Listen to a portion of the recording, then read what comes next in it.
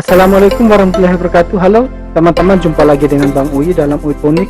Teman-teman, kali ini kita akan melakukan uji coba praktek untuk pemasangan kunci, ya, handle kunci, ya, handle pintu, bukan kunci ya. Nah, handle pintu yang lama ini akan saya ganti dengan handle pintu yang baru saya beli, ya. Nah, sebelum saya melakukan praktek untuk penggantian handle pintu ini, perlu saya jelaskan bahwa handle pintu yang lama ini, baik itu mortise locknya maupun handle yang lama ini yang dengan silinder ini, tiga bagian penting dari sebuah handle pintu adalah handle itu sendiri, kemudian badan kunci dan silinder kunci. Nah, fungsinya ini masing-masing punya peran untuk menjamin keamanan terhadap kunci handle yang akan kita pakai. Nah, perlu saya jelaskan secara ringkas bahwa dalam memilih sebuah kunci, tiga hal ini akan menjadi dasar bagi teman-teman untuk memilih kunci yang terbaik. Itu pun harus sesuai dengan bentuk dan karakter daripada pintu kita. Nah, saya pun berdasarkan memilih kunci itu berdasarkan bentuk ukuran daripada bagian sisi samping daripada badan kunci atau mortise lock ini.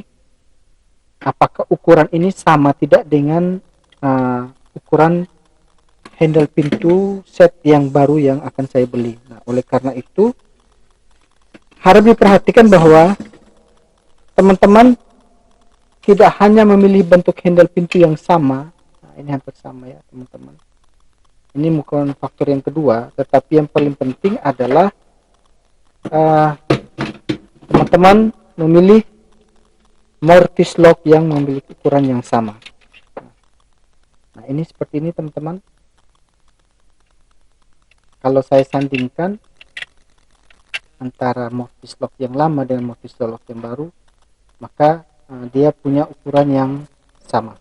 Nah, itu ya. Ini untuk menjamin bahwa ketika teman-teman memasang handle pintu set yang baru, maka perubahan pada lubang-lubang yang akan dimasuki gagang silinder ini, dia tidak akan berubah, ya. Itu yang pertama.